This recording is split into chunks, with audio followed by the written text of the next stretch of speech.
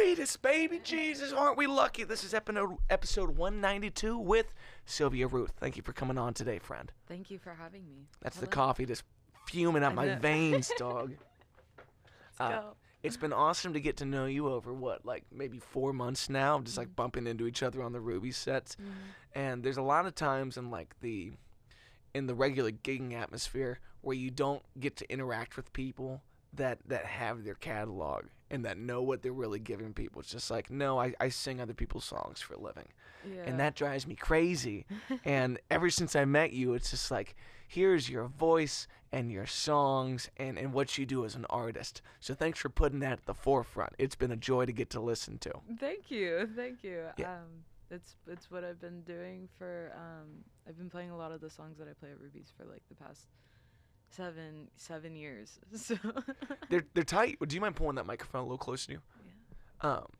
And a lot of those songs are what just came out in your latest EP of covers, right? Your mom's playlist, is that the name? Yes. Cool. What are the songs on that? It is it is actually a lot of the songs off of my mom's playlist. But that kind of just stemmed from this producer that I was working with, CJ Lambert. He heard me live. He got my name from the owner of Bishop's Quarter in Loveland. And he was like, he reached out to me and was like, hey, like, I think you're great. I think you're talented. I'd love to work. He went and saw me live again, and we met, and he was like, I'd love to create something that kind of showcases what you do in these restaurants. And I was like, yeah, cool, I'm down. So we decided acoustic cover albums, my favorite songs that I've been playing, the ones that I feel like I can perform the best. We put them on an album and release them. Yeah, when I find one of the things that you turned me on to was the TikTok Live and how much I was missing that. And there's a lot of folks on those kind of pages that, maybe play a song in passing or maybe been putting a lot of time into this. But those folks want to be able to access that somewhere. Like, it's a real cat and mouse game of what do I want to give you and what I want to keep to myself. Yeah.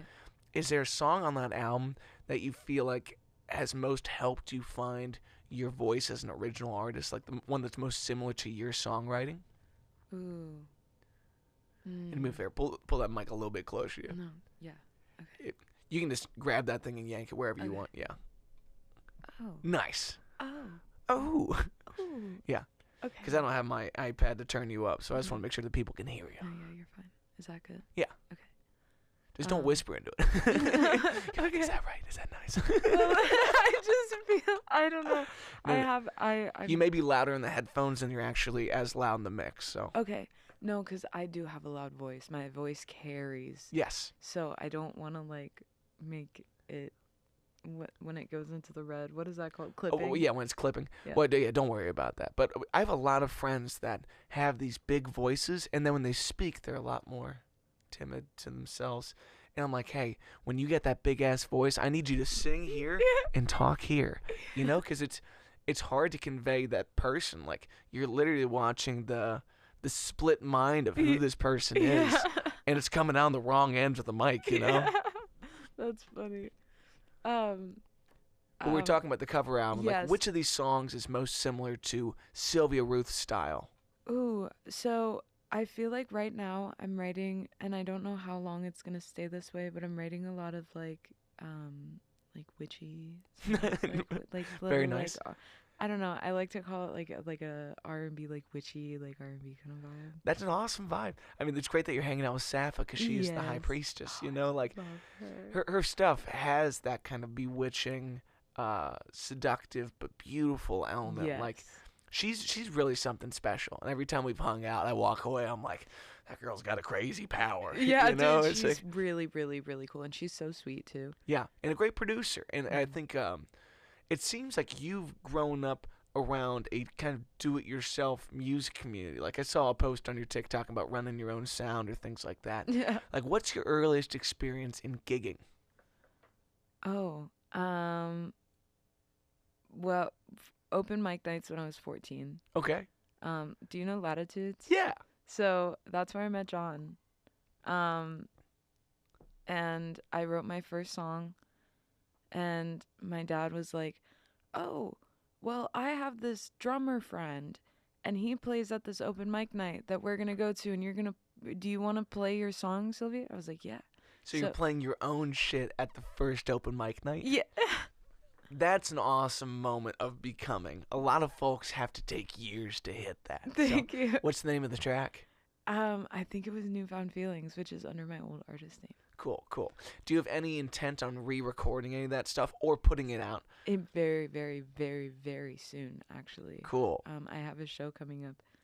It's not. I don't have a specific date for it yet, but I told them beginning to mid-April in New York.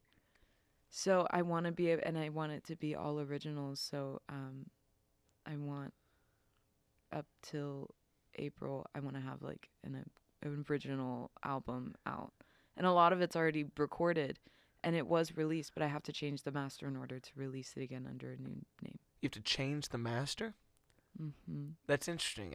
I believe you should be able to take the ISRC code and re-release those, and then you'd be able to retain streaming numbers, because there are all kinds of people that re-release stuff like that. It is so it got taken down because I did not I changed my artist name, Mm-hmm. and we had to do the same thing with Dreams. So I released a cover of Dreams too, and we had to like go back and like turn up the drums.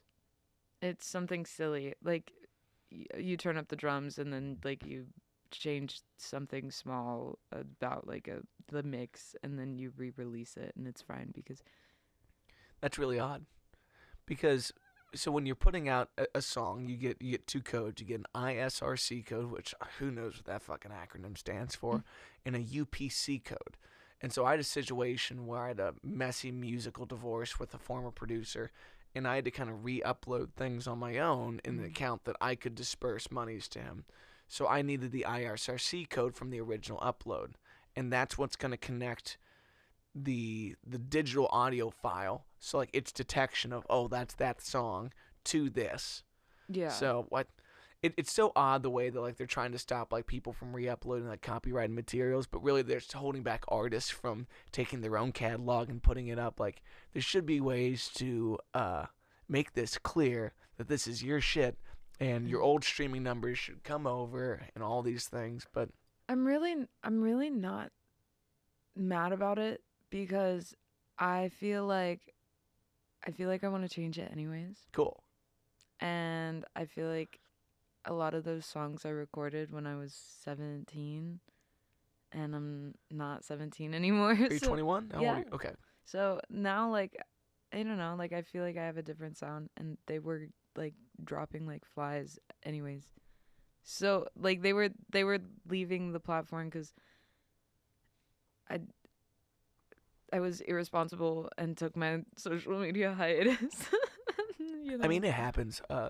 One of the hardest things for, I think, especially solo artists, but even bands, like, bands have it tougher because you're always going to have one person go on the mutiny, and it just destroys this band from the inside out. Like, the band Dawes, I think, has a song called "And May All Your Favorite Bands Stay Together."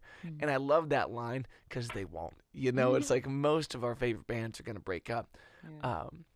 So solo artists, like, I have more confidence that they're not going to derail everything in a similar way of like internal issues. But you have to worry about that singular person's motivation to do so. And sometimes the well runs dry. Sometimes you have something come up in life that makes you feel less inspired or less connected to that material or that name or whatever. And you say, well, we're going dark for a little bit, you know? Yeah, like there was this meeting that I had, and they were talking about Adele, and they were like, okay, so Adele is, and I don't know if they were talking from like literally like what happened or if they were kind of giving me like an example. But I was young. I was like 15, 16, just starting to get into the music industry seriously. And that's when I had my first solo gig, was when I was 16 with my traveling keyboard. And Nice. yeah. Where was it at? Bishop's Quarter. Shout out. Yeah. So he was like, oh, well, that's why you like, it's you got to keep it in your mind that you are the artist. The label is not the artist. If you eventually get signed, which I like the idea of staying independent, but I do know that life can pull you in a whole bunch of different directions, especially creatively. Um, but he was like, you gotta like make sure like you know the importance of like you work when you work, you write when you feel something, and you write when you don't want to do some like bullshit and then like it doesn't sell and that like it's not like true to like yourself and your creative self and you did it because the label told you to do it because the label needs to make money and Yeah. um so he said something about Adele and was like, oh well, they went to Adele and was like, write an album, and she's like, no. And then and then she didn't, and then they were like, write an album, and she was like, no. And then they were like, well, then they go to this other person. They're like, write an album, and then they do. And then Adele's like, I wrote an album. And some people don't do well with that kind of pressure. Like, a label is alone in a back office to help you take in the change that you made. We need that less and less in the world. You've seen some of the greatest minds that were in the music industry leave labels because it's easier to do it with a Gmail and a couple of meetings than it is with the big back office. So like that whole system is kind of antiquated, and we're seeing them scrounge for cash by making deals with Spotify and UMG and all kinds of bullshit. But then there's really funny moments where it's like someone giving you that pressure results in the thing that you wanted in the most indirect way. Like I heard the story about Sarah Bareilles and her hit song, I'm Not Gonna Write You a Love Song because you asked for it, is a result of the label saying, well, we think your album needs a love song. And she said, fuck you. But she wrote that. And how perfect is that moment where, yes, they kind of got what they wanted, but like when you have the wrong voices spitting nonsense in your ear, sometimes that feeds the inspiration. Yeah. And I totally believe like you write when you write and you step back when you need to. But I'm also like at this stage in my sobriety game, writing sober sucks. It drives me crazy because I hate my own shit while it's coming out. I'm so self-critical of that thing. Oh, I know exactly what you mean. Yeah. It derails inspiration by trying to guess at what it is while it's coming out. Check in a couple of days. Who knows what you cooked? You know, it might be cookies, it might be broccolini. I don't give a shit. But if you don't give yourself many at-bats, if you don't write on the days where you feel no inspiration, if you don't write on the days where it's a chore, then the day that good inspiration comes, you may not have that muscle refined to do it. Right. You know, just make sure your hands are in a good place and you've been working out. If you've been working with no inspiration, the moment it comes, it's going to be a wave of relief. Yeah. But you have to be kind of ready for that thing. Wow. That's like such a good way that you just put that. If you work with no inspiration, the second you get inspiration, it's a wave of relief. Yeah, it's like exercising on days where that shit sucks. Yeah. It's like there's going to be days where throwing up weight and you feel great about it. Yeah. But I also feel that way about gigging. Some people don't like gigging maybe as much as you or I tend to. I love gigging. Yeah, it's like that's an important part of my day is getting up in front of people and showing them that. And one thing I love to hear you talk about is there's these songs in your catalog that come from a time where you're less mature of a person, you're a little more early in your career, and now you're playing it on a Monday night and these songs are kind of reinventing themselves in front of you.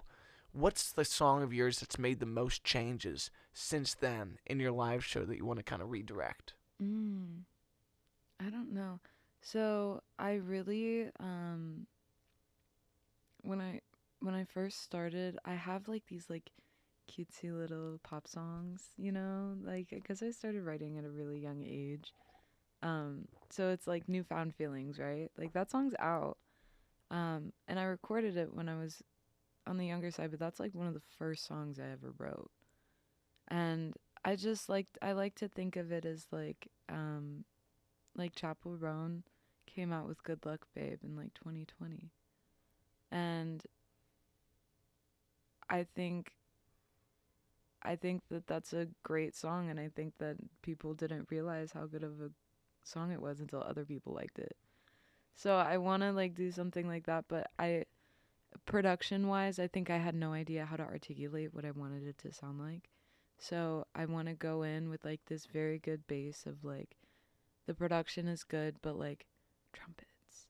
Like I want to make it live. Like if I have a backtrack by myself and I like am going and traveling and doing shows out of the state, I want the backtrack to sound like really, really cool, like energetic, like almost like there are giving the feel like there are other musicians on the stage because that is important. But you know, when you're starting off right now, especially right now for me specifically, I like having other live musicians is something that I need to like get experience with, like playing with like all the guys at Ruby's, like with the band, like that's really great.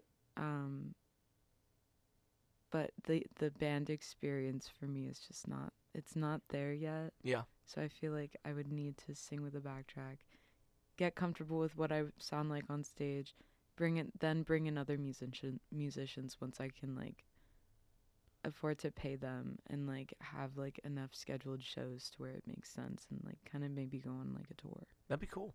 And I think you hit something on the head that all artists feel, maybe for their entire career. Like it's a tough thing to learn to articulate what you're thinking for production when you go into the studio. What's been the biggest change that's helped you kind of figure out what these songs need? Simply experience. And I think when you're writing it and you kind of hear, like when I was writing Newfound Feelings when I was a little kid, I heard, I'm caught up, I'm caught up, I'm caught up, I'm caught up. And I heard like a little, like, The background vocals, yeah, calm just, responsey. yeah, and it's small little ideas like that that you can always build off of. In the live stream that we did at Radio Artifact, I said it's important when you're writing a song to never say no to an idea because that idea could lead you to something else. Even if you wrote like the most cringy 7th grade looking ass lyric, you know, like where did this come from? The archives of like junior high. But it's like when you come up with something like that, it's you want to run off of it instead of saying no. If a little kid comes up to you and is like, "Look at this drawing that I have. Isn't it so cool? Like, I'm an artist." You're not going to look at that drawing and be like, "No, it's awful. You should never do that ever again." Yeah. No, you're going to be like, "That's a great picture. Go do it again. Go practice. Go," and you're going to encourage it. You should do that in your brain. For sure. And I think like when you have two people in the room, now there's compromise. I was talking to my buddy James Dapper, who came on yesterday, who he's great on TikTok, great storyteller, great musician, great songwriter. But he's talking about finding that right engineer where you start to kind of collaborate on these things a little more in depth. And I partially agree with what you're saying. Like, you should always say yes to an idea. Like, in my mind, you should always hear out the idea. You don't have to absolutely agree with it. Like, maybe try it, just to see. But at least someone presenting that side makes you think about it. It's a building block. Exactly. Yeah. Even if it's the absolute wrong choice, to know it's the wrong choice is to better than to proceed without considering it. Like, knowing when to move on from said idea to the next. And I have my band that backs me up for a lot of our tour dates, but then I do a ton of these on my own. And there's certain songs that my personal arrangement of it and the band arrangement of it couldn't be more different things. And so I always think of, I say this too much on the show, but a song is like a room. You have built a construct of 4 walls, a ceiling, and a floor. And when you bring in the arrangement, it's the decor, it's the couch, it's the wallpaper, it's the mirrors that you put up so you can see what it is in the reflection.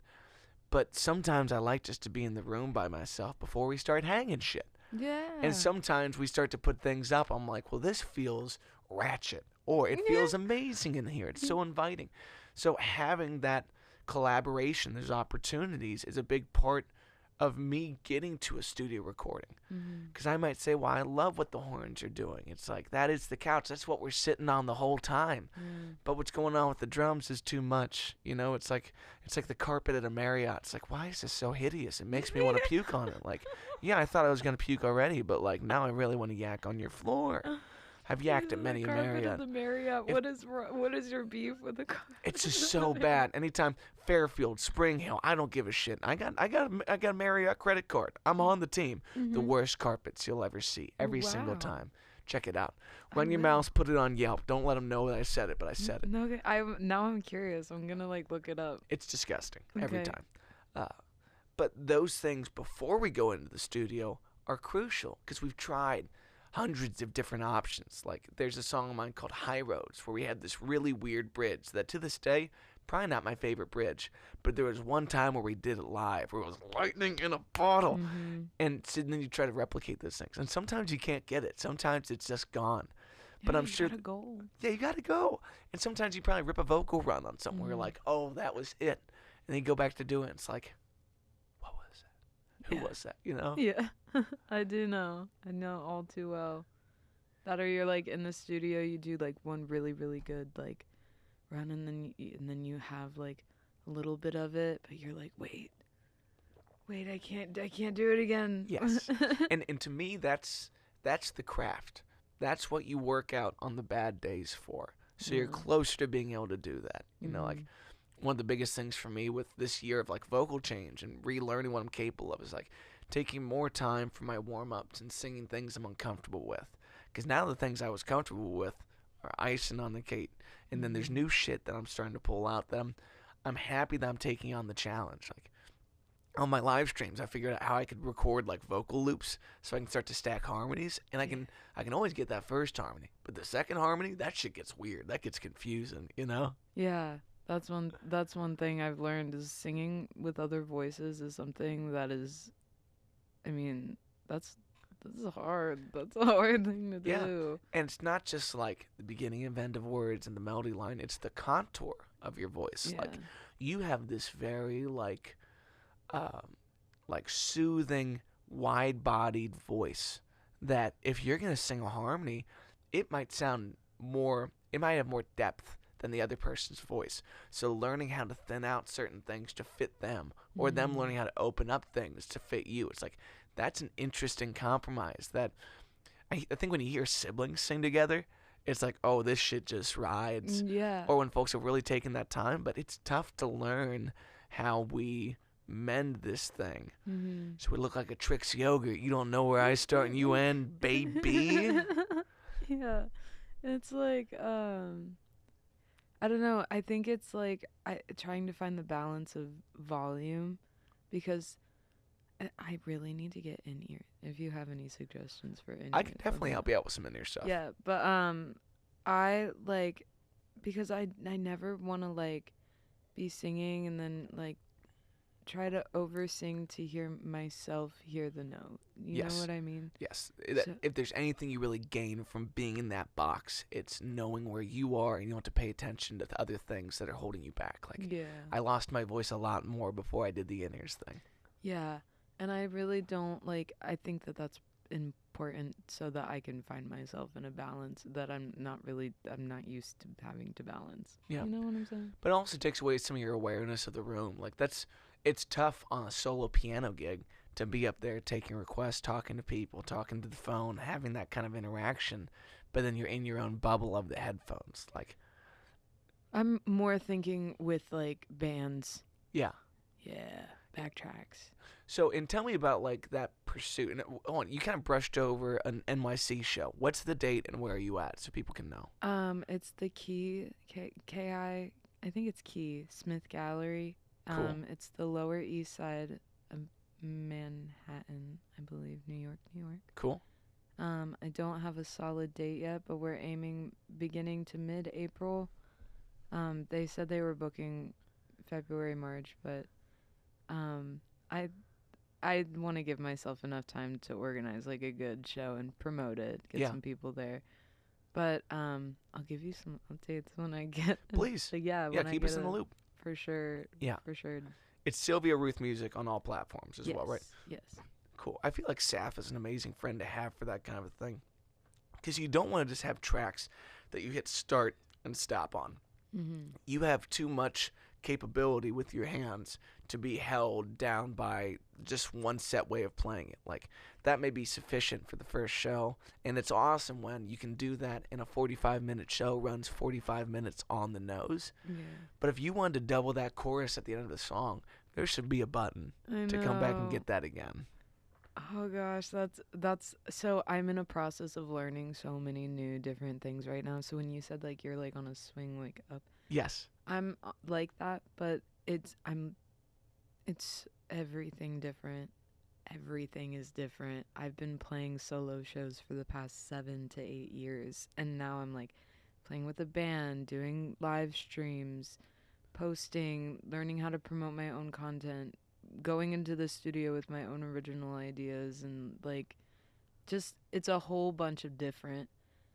So I want to learn like all of those like crazy like stage effects that Safa does, because the first time I saw that I was like like got stars in my eyes. I was like, oh Yes. my gosh, like I can't believe what I'm seeing. I didn't know that this was a thing. And someone needs to open you up to that, you know? Yeah. But it is. There's so much on your plate right now. And there's never a bad time to remind yourself that you're doing as much as you can, and that's always enough. And you're crushing it. Like, Thank you. the reason I want to sit down today is to make sure, at least for these people and for you, to remind everyone that you're a bad motherfucker and we like what you do. Thank And you. and I was talking to my friend Drew Freeland about this the other day. I don't know if you met Drew yet, but she's a wonderful singer-songwriter, one of my favorite people. And you can feel when someone is just diming the gas tank, just giving it everything they got. And as solo artists, you need to be at your marathon pace and not your sprint. Sometimes you pick it up, yes, but if you're spending 100 and only regaining 10% at a time, you're not going to get back to 100. Yeah. When I think about my voice especially, it's like, well, if I gave 100 this week and then I need some days of 0 Yeah. to get back, or else we're not going to be able to have this thing. Like, I'm really learning that line with live streaming because I'm playing every day now because I'm having a good time doing it, but I'm not resting enough. So you can't expect to move mountains a day at a time. Give yourself that space. Yeah, finding rest is it's hard because like sometimes you're resting, but you like feel guilty because you're resting. When you're a workaholic, you know, it's like that's a good thing. Yeah, you're like, well, I am sitting on the couch and I am watching a TV show that really is so dumb, but you know, it's like. But there's no the workday does not end for people like you and I. Well, I always try to at least be thinking about it. That way, like, if I am resting and I am, you know, like, giving my brain time to, like, chill, I try to always be exercising, like, the business thought side of things. Like, how, like, merch. Like, I remember you were like, why don't you have merch? And I was like, well, I think about it a lot. I think about getting merch a lot. And even if you just sell 5 of them, that's a very exclusive moment for people. But you should, you know. And I know. I feel like I had a really specific upbringing of having a very business-oriented father. My dad is a salesman. So is mine. Yeah, so you get that side of it where it's like, So is my mom. really? Mm-hmm. So when you get away from the creative, it's like, well, how do I make sure that I'm fulfilling what I've promised my customers? Mm-hmm. And that's not just songs being released and shows being played. It's the opportunity to reciprocate that. Mm-hmm. It's a two-way street. How do you let your fans support you to the fullest? And letting them get a t-shirt that comes with a note in the mail that says, I appreciate you. And they put that on because they want to show their friends that they love you and what you do. It's like those are important moments to have. And for artists like you and I, where, yeah, maybe I got some gigs that pay me well and some gigs I lose money on, and I got some gigs that are somewhere in between. Having a way of making passive income is important to give you some relief and some sense of rest on those tough days where you're kicking the door in, you know? I do know. I know all too well. By the way, having your fans, like, letting them support you, Patreon is a great thing, especially if you do covers. I do some covers, yeah. Also, if you have original songs and you don't have them out yet, but you have kind of like either live versions or like looped recorded versions. You can put them on Patreon and have people subscribe a monthly payment to listen. That's what I do, and I have. It's not like something crazy, but you can get um if you get. I mean, mine's only $10 a month. I don't post a whole lot on there, but I post like what small little things that I create in the studio. Yeah. Or like early releases. If I have something from Blacklight, Tony at Blacklight, he's amazing. I don't know if you know who that is. I do not. He's awesome. And then, or if stuff from CJ, I'll post it on there, and then that way, like people that are like dying to hear it, they can just go and like listen to it, and it's like a little early release, and then I'll post it, when for other people. So what was the process of getting on there like? Were the folks that were getting on your live streams and already following you saying you should start a Patreon? Or did you think, how do I offer something exclusive that I'm not ready to share with everybody else, but the folks who really want it, they can?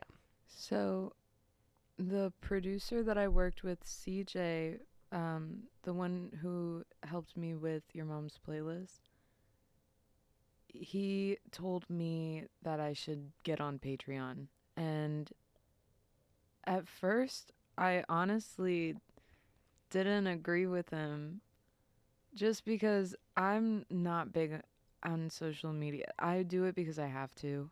And it can be fun, but I don't know. It's just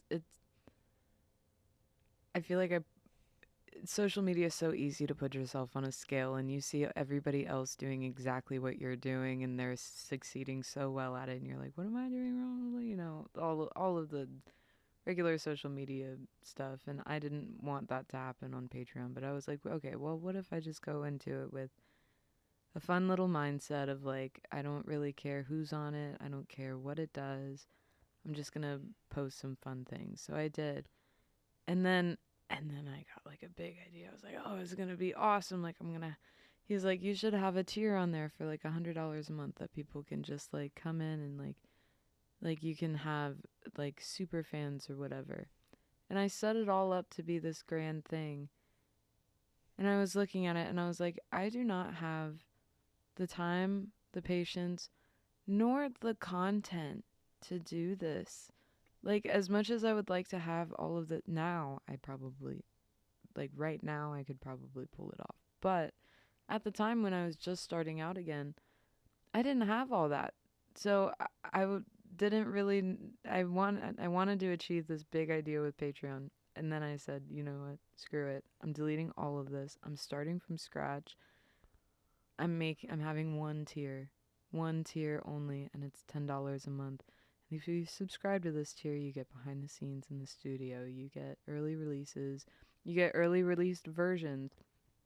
If you want to hear the demo that I did, or like the rough vocal track, or the first takes, whatever, they're gonna be on my Patreon if you want to hear all of that.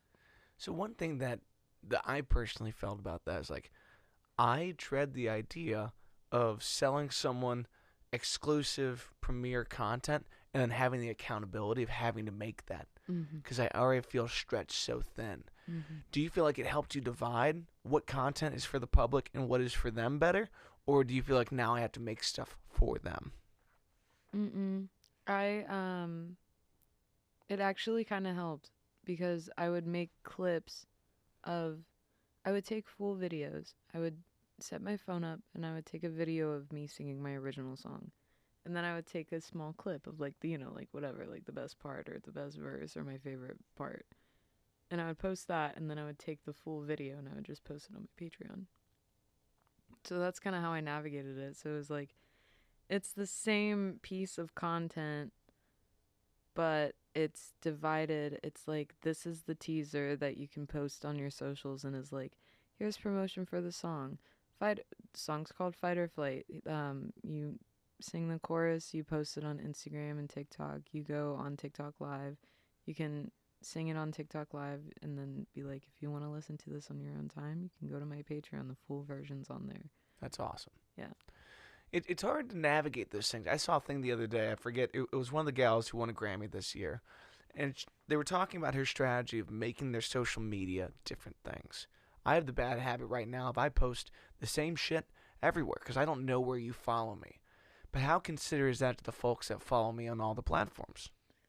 That's what my mom says. She's like, could you like try not posting the same video everywhere? Because that's what I do. Yeah. Well, I loved this breakdown of it. It was like Instagram is for the aesthetic, for high quality, good looking content. That's where you might land first. TikTok is the see all. You know, it's your behind the scenes. It's your short clips. You talking to cameras. You fucking around. Mm. And then YouTube is like for more long form, thought out content.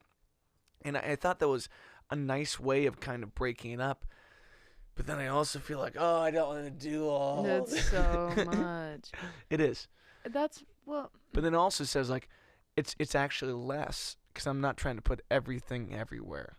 When I get a piece of content, I don't make more. I just decide where it goes. So I'm kind of tempted to do something like that, especially as again, you inspired me to get on TikTok Live and work on that. And it's brought me so much beautiful community that I'm so excited about. TikTok has the people on TikTok are so nice, and they just want to support you because I feel like because people on TikTok have seen so many of their favorite creators from the ground up, because that's how it is on TikTok. I mean, if you really, really work hard at TikTok, you can get thousands and thousands of followers and build a brand and do advertising and be a content creator. But you have people that have just like they love the community as much as you do, and I think that that's a beautiful thing. Yes, to see them in the comment section, checking in on each other, chatting about things, and then feeling so loved from it. Like I've never felt like the people on my social media were as close of fans as the people that come to real shows. Mm-hmm. But I feel like this has really changed that. And again, you inspired that, so thank you for that. And no, yeah. Do you feel like Patreon accelerates that feeling, that community of people that really care about what you do, or do you feel like they're kind of similar? I feel like Patreon is. I think you have super fans that from TikTok that kind of just in my experience, that kind of filter to Patreon because they watch the live so often that, you know, that one song that I sing that's not out, that's an original song, it's like stuck in their head. So they want to go listen to it, and it's because it's not out. They want to go listen to it on my Patreon, and they're fine with paying $10 a month to do that because I'm a beginning artist, and I like to answer my DMs, you know, so I'm not super, super good at it, but like if people, you know, DM me, I always like to, you know, go through and be like, thank you. What do you do with folks that want to have like all day, everyday conversations with you in the DMs? That's just a boundaries thing. I mean, you're gonna have people that, and I think it's cool. You think I'm cool. I think it's cool that you think I'm cool. Thank you. Yeah. But there is a real boundaries thing though, where it's like you can't be everything to everybody. Right. And like I don't know, I feel like I'm a girl too, so like I can't imagine that nightmare. Yeah, you gotta be kind of safe. But I mean, I don't know. I think it's no different than being at Ruby's, and there is nothing funnier to me than you being like, people don't buy you food at Ruby's. I'm like, Sylvia, I'm a bearded man, you know, like no one's like, he's cute enough to buy a meal for, you know, like someone might occasionally treat me to like a cocktail or something like that. But no one's ever like, you want a sushi roll? You look hungry. You know what's funny? You cracked me up with that shit. I went to Ruby's, oh gosh, it was Monday. Yeah, it was Monday to take photos with the ultrasonics. And we had to walk across the street to the one of the Hilton Cincinnati one. Yeah, something. And I was so cold, so I was like, oh God, fuck, like I'm going back inside. I'm going to the bar. I'm sitting down. I'm having a drink. Like I did ballet, like, and I do not ball out. I do not want to like I was too cold. I needed to warm up. And I'm sitting there, and I didn't even play that Monday. And there's this dude, and he looks at me. He's like, Sylvia, and I'm like, hey, like, what's up? He's like, oh, you're the singer. And I was like, yeah. He's like, do you want a steak? Like, At Ruby's or at Ruby's. okay, that's hilarious. He was like, you want a steak? And I'm like, sure. Sure. No one's offering to feed the men out here, okay? And I think that's fine. I mean, like, there's definitely benefits to being a pretty gal. Yeah. But boy, there's way more downsides to it, especially on the internet, of just like the strangeness that comes along. Well, that's why you gotta take your wins, and you Yeah, gotta and you watch gotta your look out L's. for the losses. Yeah, one of the funniest things on TikTok to me, and I'm really grateful for it. Like, I am a happily married young man, and I talk about my wife a lot, and to have a community that supports that instead of like people being like, you know, just weird to you. Yeah. You know, like, it's incredibly rewarding, and you got to be grateful for communities that understand that. But it's definitely something to, in a world where they want to love you before they love your music, Mhm. having that boundary of this is what you can love me for, Mhm. but you can't objectify me. You can't use me for that thing. Like, Yeah. an interesting thing for me was when I stopped drinking and stopped smoking pot. Having people that I wouldn't say they were using me, but I was their drinking outlet. They wanted to come to my gig and let's do another shot. Let's do a shot together. You want to go smoke? You want to do a shot together? It's like, hey, I can't right now. Yeah. You can. And I can still be your companion this way. But that part of our relationship is severed. Mhm. And I felt way more seen by the weed community. It's like, I don't even care if you smoke. I'm just happy you're here. I'm like, those people Yeah. are so loving. But some of the drinkers are like, I don't give a fuck about you now. It's like, Yeah, it's like, wow, just because I don't want to be like falling over staircases with you, it means I'm not cool enough to hang out with you. Yeah. One of my longtime mentors, my good friend, his name's Tommy Sims. He goes, I used to play at this military bar, and they wanted to play the game of how drunk can we get the guitar player till he can't play. And he goes, I was good at that game, but it had diminishing returns on my lifestyle. And I was like, straight up, dog. I feel that. Some people love getting you a lot of drinks just to see how you can hang with it. And they're hammered and they're mystified by it. And like, it's a fun party trick, but I don't need to be that sauced on a Thursday Right. or a Monday. It's like, oh, so, Right. you know, not only learning your boundaries, but learning how to validate people without participating is tough. Mhm. See, it's so weird to like talk about that because like when I went through that, I was like underage. So That is a little concerning. right. So like I didn't like when I turned 21, it was like no. I remember having a 21st birthday party at a club that I'd been drinking at for a long time.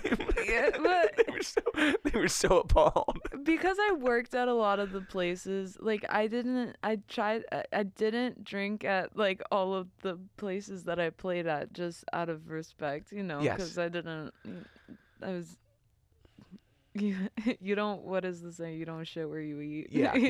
So I was like I never did that, but like, you know, when after you got your bottle and you go home, Yeah. and you like I was a high schooler and I'm a musician, so I'm like, Yeah. I just, when I grew out of that, it was like I had like for the first time like somebody like took Windex and a paper towel to my eyes, and like I was like, wow, like I should probably stop and like really Yeah. like get back into like life.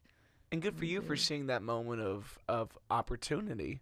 Yeah. And like, most people find a sense of dread about making lifestyle changes like that. And this whole experience has taught me that, like, I call them extracurriculars. It's like some of the extracurriculars I was participating in, I felt like were one of the main supplies of happiness and relief. And to have to reclaim those as things that I do, whether that's in my yoga or making my cat Mm. cuddle me, or treating myself to cooking a good meal and taking the Right. time for that. Like, if you don't if you don't limit these things, they quickly become the exclusive. They hijack your dopamine. They hijack Mm. the way that you think about the joys in your life. Like, especially with my band, where everyone else might be drinking and having a good time at a gig, and I might turn around and say, "Hey, we sound like shit." Like, it's not good enough for me anymore Mm. because I have a different level of awareness and concern. And I'm not participating in that, what I would call fickle joy.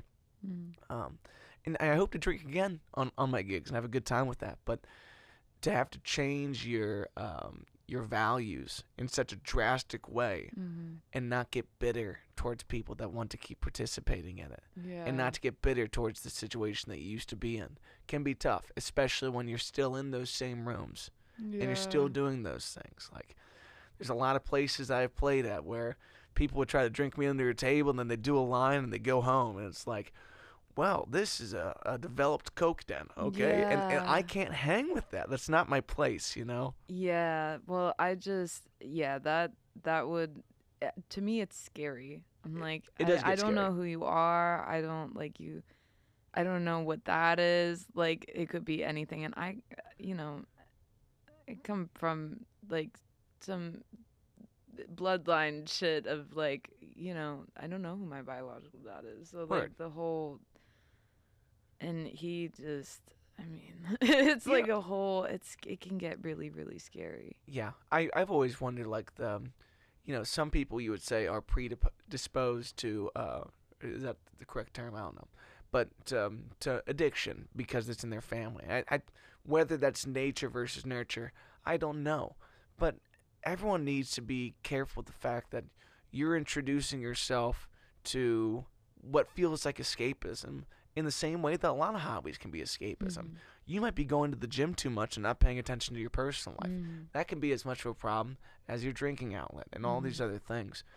But it's good to weigh in, and it's good to have people you trust to have that conversation with. Like this moment we're talking about my wife is important to me because when I took that step to get married, I was terrified of getting married too early and having that affect my career because I couldn't do the things I thought I wanted to do. It turns out I married the right person because she knows what I'm here to do, Mhm. but she can also help me make judgment calls about who probably isn't a good person to have in my life, who's a weight, who's just dragging me down, what's worth it and what's not. Like, having an open conversation about those priorities is super important, Yeah. especially going through what I did in this last year. Like, boy, did I choose the right person. If she's still here, goddamn, goddamn, there's some Yeah. wildness. Well, I mean, having those stable people that really aren't there because they think you're gonna be famous or they think that you're like just like a good time if they were around when like if the people there was nobody when I was drinking a lot there was nobody that for real stopped hanging out with me when I stopped drinking so much. Yeah. That's why like pretty confident in like a lot of the people that especially like Yeah. all my friends are real ones. um when it comes to like relationships, like now I'm like scared that like people are gonna like cling on to me for reasons like they think that and you can totally think that what I do is cool. That's awesome. But I'd like the last thing that I want is like somebody hanging around me because they think that I'm something that I don't want to be. I love a don't get me wrong, I love a good rock star like rock star lifestyle, but like there's got to be like a okay, time to go home. This is like where we draw the line. This is like not what I want my life to be. Yeah. And I don't want people to like cling on to me because they think I'm like some party rock style because in reality it's not that way. I go home and like maybe swing by the drive-through. And there's people that are living that lifestyle on like the bottom tier of kind of getting into it, and like it's it's especially easy for me to see right now how many people are selling themselves short with that lifestyle. Mhm. And that's fine. We all fall into certain situations in their life, and that's up to you of how you handle it. Uh, But it can get hard to stay focused. yeah, And there's nothing wrong with living that lifestyle. But the people that truly live that kind of lifestyle worked really, really, really, really hard to get it. I feel like you look at, I mean, for example, like Fleetwood Mac. Like they did their party time. They were partiers, but I mean, they were touring, they were writing, spending hours, days, months in the studio, like cutting records. You know, they worked really, really hard to do that, and it was also the 70s. So totally. There's different standards of how you do it, and that's a good segue back into like the label thing of like, you look at the people that were around you that helped make this happen. Like, Motley Crue can't happen without a manager that's willing to rein in these guys when it gets out of control.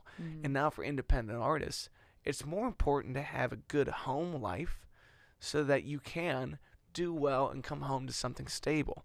And that doesn't mean you need to come from a perfect family or have a perfect situation. Just having someone that you can. My wife sent me an Instagram thing before we got married that some days I'm only going to have 30 to give and I need you to do 70. And some days you're going to be at 20 and I can give 80. It's like having someone that understands that proposition, that I can have your back in this, is important. It's super, super important. Yeah, and I think also having community. Like, Wednesdays are my day for people that understand this.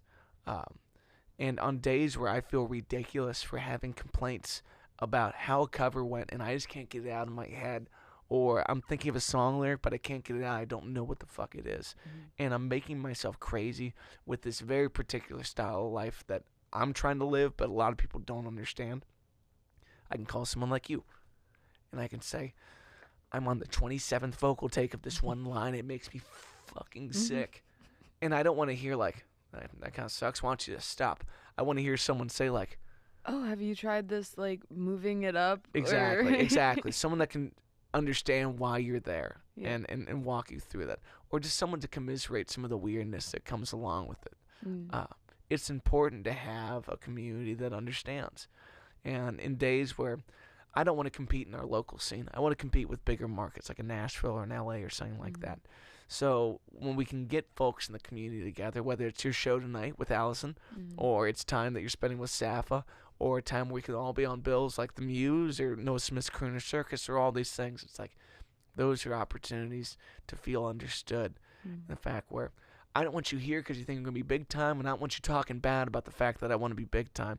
I just want you to understand that I'm going to spend a number of days of my life going after the thing that I love most, which is being a vehicle for these songs to reach as many as they can. Yeah. You said a vehicle. Vroom vroom, you know what I'm saying, dog? Vroom vroom. I'm in reverse, motherfuckers. Yeah. Oh. So. Yeah, so the monthly Muse, how did you get that started? Because I remember pulling up. I had no idea what I was walking into. I remember pulling up and there was another car that kind of looked as confused as I was, and I rolled down my window and I was like, "Are you here with Matt?" And he was like, "Yeah." And I'm like, "Have you ever done this before?" He's like, "No." Cool, me neither. It's definitely, so that format is a Nashville style songwriters round. Okay. And so like that's big from like the Bluebird Cafe and like the early days of Nashville just being like a songwriter community where they in the Bluebird they'd take a table out and it'd be 4 chairs sitting facing each other and they go in a circle just playing each other's songs. And so that's kind of proliferated in different clubs around the world. It's a very popular style format. And then I think I had played one of Noah Smith's Crooner Circus rounds, which is very similar to the Nashville stuff. It's like it's I wouldn't say it's genre specific, but it's a little more of that format, acoustic guitars, or maybe a keyboard player every once in a while. And then I started doing it at a place called Habits over in Oakley. I did, like, me and another songwriter, we just go back and forth and jam for a little bit. So I always like that. This is at a bar? Yeah, at a bar in Oakley. That sounds so fun. Wait, and it's like open too to the public? Well, yeah, so it was something people can come in and watch, and it would Mm. just be me and one other person initially. And then it became I wanted to have 3 acts on it, so we do like a more formal round. And then there's 4 acts with 2 rounds. Like it's gone through a lot of iterations. It was at Latitudes for a long time. And then just recently this year, we moved it to Radio Artifact. And that helped me with a lot of things because, one, people listen better in there. The Mhm. room just sounds great. But also having Andrew and Devin there, I can open it up to uh, more alternative versions of songwriters like Safa, like Siriamani, where it's like you don't have to play the instrument. You can come in and play the track, but I still want you to have the ability to. Well, she just played a song, and I'm reacting to that by choosing this one. I had a set list, but fuck the set list. You played a breakup song, I got a breakup song, dog. Mhm. That conversation, I think, is important. That was a really cool aspect of the concert, being able to bounce off of each other and like, oh well, like, oh, you just played this song about your like high school girlfriend that like doesn't like you back. I have a I have a song about a high school boyfriend that doesn't like me back. Yes, and I feel like I'm still learning how to get people in the right mindset for the show. Because if you're in the first round, you're kind of guessing as far as what it is. Right. But every time you get handed the torch, there's a chance to talk to the person about the last song or 2 songs ago, or talk to the audience about why you wrote this one. Mhm. But it is very conversational. It's meant to feel like you walked in and the community had just gotten together and we're just trying to play some songs for each other and you Mhm. get to be there for that. So there's still development to be had, but what I want to see it be is an opportunity for the community to get together and for us to showcase all types of songwriters in this format of handing the baton and kind of talking with our songs. Yeah. Yeah.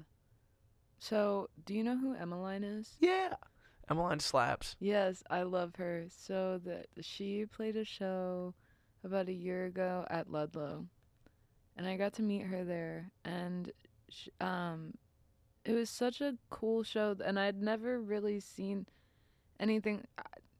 I'm when I tell you I'm diving headfirst into the music scene because I have been doing this whole thing kind of solo, just because like I couldn't go out to the clubs, and I mean I'm from like most of the people that are like in music are making like beats on their computer and like and they're like in college, which is super super cool, but that's not what I'm doing. I can't make a beat for shit.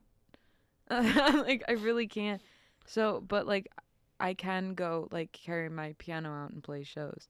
So I'm just now getting into like seeing like all of this like live music stuff. Oh my god, I forgot what I was gonna say. But what were we just talking about? We were talking about getting the community together and kind of having those opportunities to go out and play your songs. You were saying like, some folks come from like the more formal gigging background of like I do 3 hour shows in bars. Some people do multi-band bills and getting to have that opportunity to like be around other non-traditional songwriters in some ways. Well, regardless, that was just a really cool experience to be able to walk into as a solo artist that like I mean, I don't get a lot of chances to play my original music because I'm playing at places like Ruby's and like 3 hour shows where I don't have enough original music to fill out 3 hours, and a lot of my original music is sad. Well, it's still worth playing. Kevin Fox, who's one of my favorite songwriters in the city. Kevin's a legend, and I think he deserves to be more of an institution than he is. He has a Sunday night show at a place called the Strauss House that we should go to sometime. Yeah. You would love Kevin. Okay. It's also a place I can smoke a cigar in, so I like that vibe. Nice. But Kevin told me once, he's like, I do at least an original every third song. So I go 2 covers, then an original. And I'm a little bit competitive. So I said every other song from now on. It's going to be the rest of my life. If I get paid better money to do a cover style show, I'll do every third song. But it almost violates my values to not play an original at least every third song. Because I'm not your fucking phone. I'm not going to, the term I want to use, and I'm probably using inappropriate. I ain't no fucking corporate shill, okay? I'm not gonna come in here and just play these songs because you ask me to. Yeah. If it's my gig, you're here to hear me, and so I want to show you what I do. Mhm. And if you don't like that, don't hire me. Yeah. And so I never told any of the clubs, like the Rubies actually heard me on an original show the first time. Jeff and Dylan and their driver took the tour bus up to Piqua, Ohio. They came and saw an original show at like this little music festival. And Jeff came up, he shook my hand, he said, if you want to play your stuff, just throw a couple covers in, and we'll have you. And that's the beginning of my Rubies career. And I've been playing at Carlos, sitting in with a group called the Sly Band Yeah. since I was a kid, since I was like 14.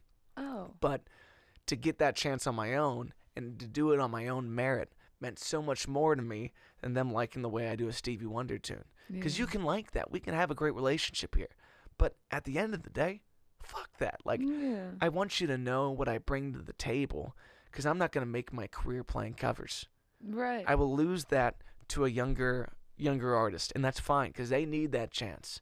But if I want to find my place in your life, it needs to be on the thing that I do that no one else can do. Which is writing. Exactly. I want to be the vehicle for the songs that I will make. Mm-hmm. And one thing that keeps me fired up, and I'm getting fired up right now, I'm just thinking about it. My heroes, Prince and Paul McCartney, would spit on my career of playing their tunes in bars to make a living. I am here to reciprocate what my heroes did for me, which is to put songs into the world that hopefully soundtrack a life better than it would be without it. Exactly. And covers are great. I don't knock on covers, but I really don't want to be a cover artist. And that's why I released the cover album, is to kind of like solidify that. Like, you can do this. Here it is. This is like, I did this. This is like, if you like that's awesome. You can listen to it here. But it's time to move on, and I don't know. It's not. It's good to kind of say, like, and that should be enough. Right. You know. And if you want to come hear me play some covers, you can, like, I don't know, I guess come to Ruby's, but. Yeah. But you should be playing your original stuff every third song, at least. Because that's what we love you for. I need to work on writing enough to where I can get. Play as many as you got and throw them in twice in a set. Who gives a fuck? Yeah. Do it. But, like, so then you have, like, I have a song called Sober. It's about being sober. Like, do I play that at a bar? Fuck yeah. Like, I just think about stuff like that. Like, I think about lyrics. I think people are so aloof to the lyrics. Really? That makes me so sad. I'm not a big lyrics person. I don't catch it Really? on the first listen. Eventually, I might fall in love with a line. But every time that I sit on the steps and I'm just listening to Sylvia Ruth doing it, I'm listening to the whole thing. And sometimes a word stands out, sometimes a chord stands out, sometimes a melody stands out. Like, I can't go through all the layers of consumption that I might get on the 40th listen that I do on the first. So some people have that mind where they focus on one of the other things. Like my friend Susan, that you'll probably meet at some point, amazing listener. She's a big lyrics person. Wait, Susan. She gives the best hugs. That's the best way to describe Susan. You'll know if you get a Susan hug. Okay. It'll rock your fucking world. Okay, period. But she's told me, like, since you got sober, like, you're much more articulate, and I can hear your words better. But I'm not a lyrics person, so I don't think about those things. I didn't give a shit. You'll catch my words when you want to catch my words. And if I don't want you to know, like, there's plenty of lines in my songs I don't like. But I need to articulate those, and if they suck, I must fix it.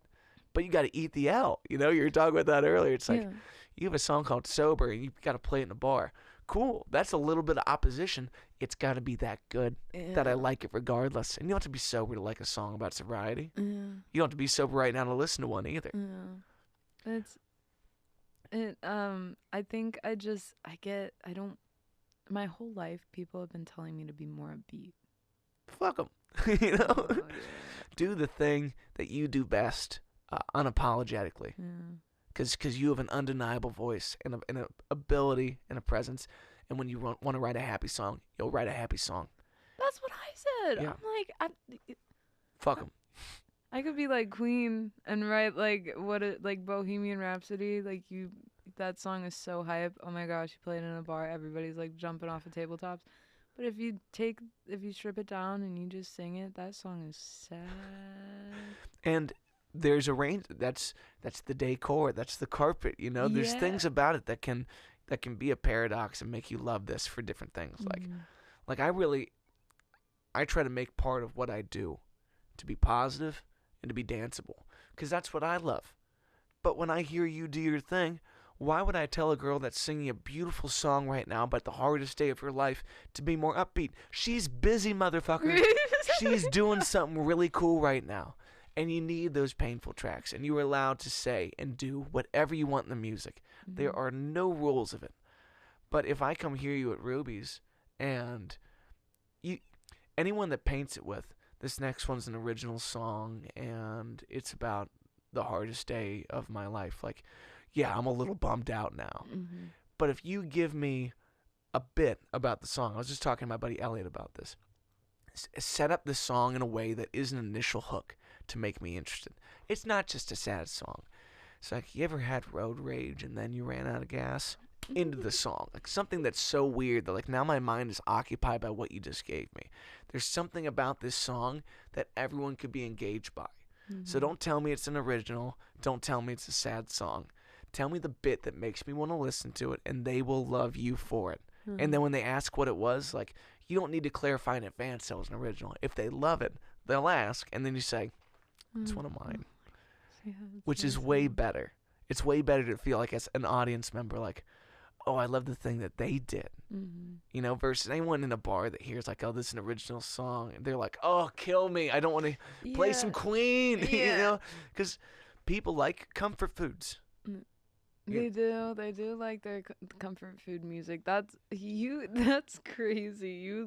You're so good at making like things make sense in my brain. You said comfort food. It's that stony baloney, dog. I could think on that level, but most people find me confusing. But like, we do this together, you know. Like, there's an understanding there that people don't take it in on their own. But like, why does someone watch Friends for the 40th time? It's a comfort food. Yeah. What's the best thing about your favorite album? It's a comfort food. Mm-hmm. To me, Coloring Book by Chance the Rapper is my sophomore year of college. And I get to live the nostalgia of all these songs every time I put it on. Did you like acid rap? Acid rap bangs, but Coloring Book was the first one that got me.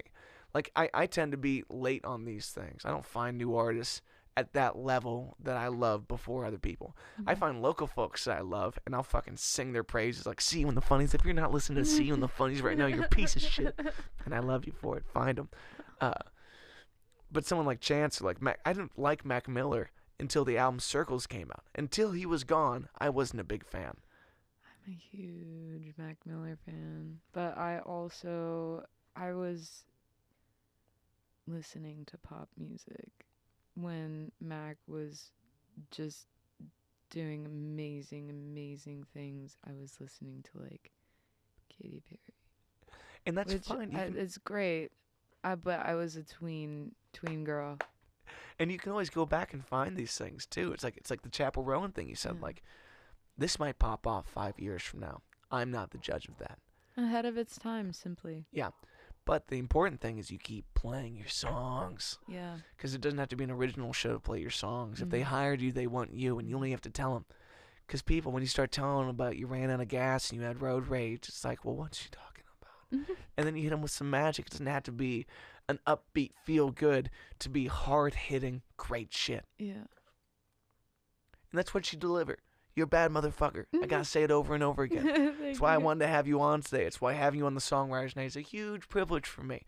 Because I want other folks in this community to see what you do and to say, oh, she's something I can learn from. Everyone that watched Safa's set could see the way that she produces and feel her songs and say, there's something there that I can do that's going to make me better. Yeah. And they felt the same way about your set. And if I'm doing my job, maybe they felt the same way about my set. There's always something to be had in that, especially when you get past your comfort foods. Yeah. And for the local listeners that give original music a chance, that want to hear the brand new thing, that's someone that's not afraid to venture away from their comfort foods and do it. But you need to make it worth it for those people. Yeah. So hook them initially. Give them something crazy. I got one song that I think is one of my best bits. I'm like, this is about the intersection between romance and dumpster diving. And we're into the song, and they're Yes. like, that's gross, and I like that. Yes. And then other songs, I've tried to tell the story of what it is, and it's too wordy, and it doesn't hit.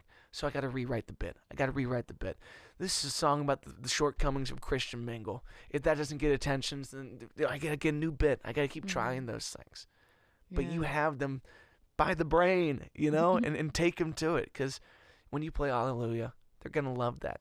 It's a comfort food. Right. Here's the warm-up appetizer.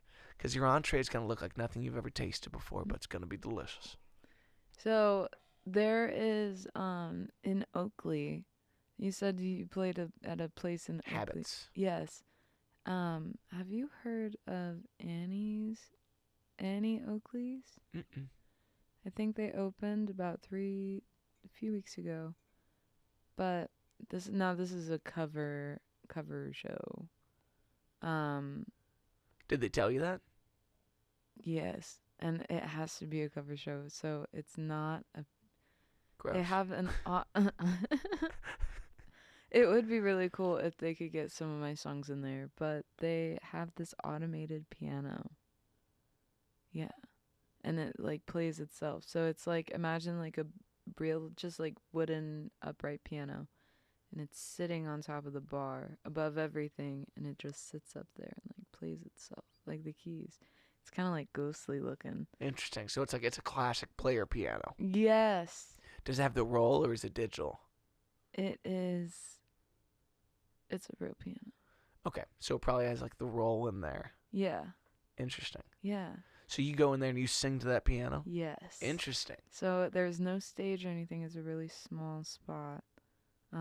But so earlier when you're like, if your phone rings, and you have to answer. You got to answer it on the Yeah, I was reading a text from. So I'm playing there every Thursday now. So I got a new residency. Interesting. So you can't actually play the piano? Mm-mm. I sit on the bar with the microphone, and I just dangle my feet and sing little songs. Is there a PA? Yes, they're house speakers. Okay. So there's got to be like a little mixer. Yum. Talk to Safa. You take your tracks. You take the vocal out of it. You have it on your phone. You hit play. Sounds like a piano. Sounds like that thing's playing. Play your tunes. Yeah? Yeah. Yeah. Like, Right. I may be wrong in this, and I can be a little bit of a prick about it. I feel like I pissed some people off talking shit about covers. I'm fine with people who love playing covers, and there's covers I love to play that mean the world to me, and I'll absolutely do it. But in this day and age, you could listen to that song right now on your phone, the version you're talking about. I am not your parakeet. Yeah. I am an artist. This is my world. As my Uncle Greg, he's a wonderful painter, he says, I'm not going to make something to match your fucking couch. I don't care about your couch. I make art. You pick where you want to put it. Yeah. So when it comes to an opportunity like that, like, this is your every Thursday gig. You're going to do them the injustice of going in there every Thursday and playing them comfort foods when you have something that could blow their mind tonight that's totally different, even if it's one every 10 songs. Yeah. Have it on your phone. Be ready to go. That's a great idea. So I'm gonna pitch that to him because I have a whole bunch of. I want to get like a cute little seat cushion with like scarves and like decorate like a cute little spot for me to sit on Super the bar. cool. And, like, Well, you're going to have your iPad that has your lyrics, right? yes. Put them on your iPad. Yeah. Don't even tell them. Run the cable. Well, they have their own little iPad that they run sound on for their music and everything. I don't know how I would. AirDrop it to it. Yeah. It's already set up. Like, the big thing to me is, like, there's that age-old saying of, like, don't ask permission, ask forgiveness. You know? That's my mom's favorite quote. Sometimes you got to break fucking doors down, and you just got to go for it. Or Tyler, the creator, I don't know if he came up with it, but he said sometimes you gotta close the door to open a window. That's beautifully said. And, like, for almost all of my gigs, when I made this switch to 50% originals, I thought I was going to lose a lot of work. The places that love me have no problem with it. I have lost gigs because I'm unwilling to just do that shitty cover show that every cock rock band that steps on your stage is willing to do. Fine. Eat my ass. You know? Like, because I'm not here to make my career doing that. I will age out of this, okay? By the time I'm 75, no one wants to hear me do covers of Chapel Rowan. It's going to be far past my time for that. But I want to die like Leonard Cohen with songs in your life that mean something. That I might not even sound good, but you want to hear me do it, so let's fucking go. I want to be James Taylor getting laryngitis before a gig and going out and be like, oh, I'll sound okay, whatever. Let's just eat it. Yeah. So there was hold on, I had a point at MVP. Kevin Fox's Songwriters Night, Tuesday nights. They also have a jam session. Wednesday nights, yes. On Wednesday nights, yes. I met somebody that knows you there. I cannot remember his name. I feel like it was Justin or something. Well, I wish them the best, and I'm sorry I can't remember off the top of my head. But, no, it's okay. But there's tons of great open jams for musicians in town. Like, I think you had a really interesting start saying, like, my first open mic, I'm doing my shit, you know? And, like, that comes across. You have a style and an ability. They asked me to be a part of their house band, too. Cool. John, when I met him, so the drummer that was at that show was my dad's friend, and John was there because he was like curating the music and whatnot. No, I don't even know. He just told me this story in detail. It was something. Oh yeah, crazy. like the later aspects of that. But at that point in time, John's like spearheading the music. He's mixing the shows. He's doing a lot. Yeah, he was also in law school. Very nice. So yeah, and he likes to say that I went to the piano and started playing, and everybody stopped, and like it's so dramatic in his head. I doubt it was actually like this, but he's like, everybody stopped what they were doing, and turned around and was like, who is this girl playing her original music? John talks to you about you in proud dad vibes. I know. It's so funny. My dad's a straight geek about that. I mean, everything is such an overinflated story. He takes my highlight reel and he makes it fucking sizzle. I mean, he's trying to sell fucking paper out there. Yeah. Like, fine, dude. If that's what you're gonna do, just don't do it in front of me, because it makes me sick to hear that kind of thing. It's like, but you're a humble person. It's like you're not gonna go tell him like everybody in the room stopped. You know, it's like that's ridiculous. But someone needs to sell it like that. It's important. When you got your cheerleaders, those beginning people that are just like there because they just simply love your art and nothing more. Those are important people. Yeah, so let's go back to your social media stuff. One thing I love that you've done is like you post clips of new songs on there, and there's one the other day that like my brain farted out. Like I was like cooked for like 15 minutes after it, and it was like a breakup song that you would put up. I can't remember. One thing that's tough is like your TikTok looks like you're in the same position in a lot of these, so it would be hard for me to distinguish. Yeah. But it was like a recent breakup song. Recent breakup song. You don't have to name it off the top. I just love that you're going on there though and giving them like, give them a verse and a chorus and see if it blows their mind. Like what I want from TikTok right now is for these people to help me decide what are my best unreleased songs that you are dying for. Yeah. So that's why I do that too. Yeah. I spend money on production because I don't know. I feel like it's necessary, especially to efficiently get stuff out. Yeah. And I feel like it makes sense to post clips of unreleased songs to see it. Like sometimes it doesn't matter. The algorithm is the algorithm, and it's not like I get thousands and thousands of likes. But if I post a song and this one gets 80 likes and this one gets 250, I'm taking that one to the studio. Yes. And you're getting an initial audience for the song. You're helping it become a comfort food to people before they even have it on their plate. You know, it's like we need people at the stores ready to buy this thing. So. And if people like it with just me singing and playing piano. My other producer, CJ, so I work with two. There's Tony Burkhart from Blacklight, and then there's CJ of CJL Studios. I'm working with Tony right now to quickly get some stuff out, and then I worked with CJ on Sober and Your Mom's Playlist. But I feel like it's so important that like you have. CJ always said if you have a song that's like acoustic and you just have piano and vocals and it's already like it already sounds good, you know that it's a good song. That's Yes. how it is. That's how it was with Sober. It's like we just had like piano and Yeah. vocals, and we were like this is gonna be cool. If they like it before there's anything in the room, it's just like cool. We It's a we good we, room. we built a good box. Yeah. Now let's put some shit on the walls and have some fun. Like, but don't overdo it. Right, you can't Sometimes I overdo like it. the simplicity, you know. Yeah. My yeah. buddy Max Gears really had an interesting experience with like a song that blew up on TikTok called "Spittin' Bullets." Great tune. But people loved him acoustic doing it by himself. So every time there was a produced version of it, people were like, "Not it, no," you know. They just loved him by himself. It's like you almost need to put out both versions, and you're allowed to, which is one That's of the what I crazy. did. Yeah, I always forget that you can do that. It's like give him it plain and simple.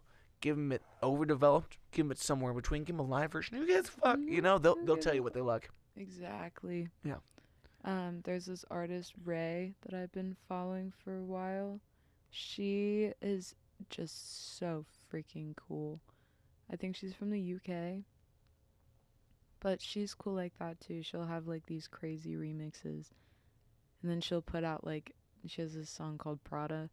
And there's like there's a fully produced version that's just batshit. It's like you're listening to it in your headphones and you're like, oh my gosh, like, this is Overstimulated. crazy. And then she has like a stripped down like acoustic version, but it's still like cool. Like it sounds like really cool. Yes.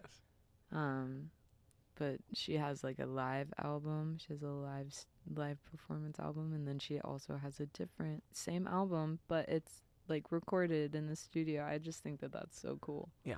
It's nice to be able to see all those sides. Well, as we start to wrap up today, is there anything you want to promote? I have a show at Motor with Safa and Hillary Hahn Bang. I saw that lineup today. I was like, oh, it's about to go down. in May. Hillary Hahn's a gem. No one has Yes. that presence like she does. Dude, she's so freaking badass. She's a theater kid gone rock star, and I love that. Yes. You know? And she's so good with her mic control. She just like takes like a perfectly distanced step back whenever she hits those like cute little high notes. And Yeah. I was- Also great fits. She's one of the fashion leaders of our community. Yes. Oh my Crushes. gosh. Crushes. Yes. We just played MVP together for American Heart Association. That's awesome. Yeah, she's super cool. We did the Belle and the Bear competition together. Nice. too. What's the date for that?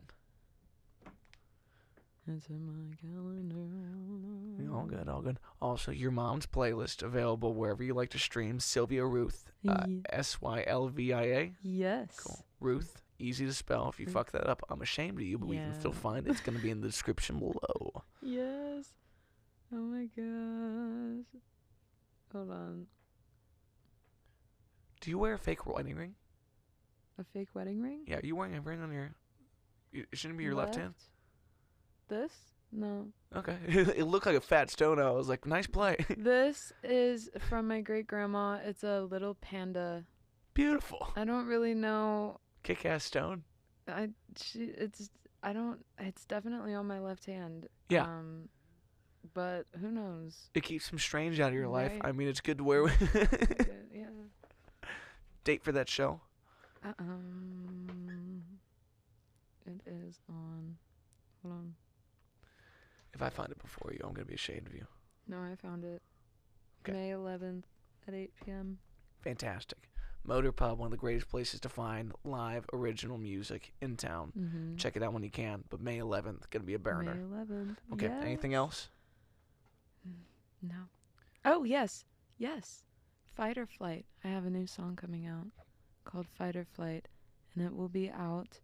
I don't have the calendar with me because I just got a new release calendar, and it is on my kitchen table. But Bang. it is coming out very soon, so follow me on all socials, Sylvia Ruth Music, in order to keep up with the releases. And then on all the streaming platforms, if you hit follow there, you're going to get alerts when new music comes out. So get Mhm. your shit together, players. Yeah. I love you, friends. Thank you for watching today. Sylvia Ruth, you're a bad motherfucker. I Yeah. love all the things you do, and you consider me a friend. If you need anything, you call, okay? Thank you so much. And let's go to the Audi dealership and get a latte. Yeah, sometime let's soon, do okay? it. Friends, have a beautiful day. I'll catch you soon. Thanks for listening. See ya.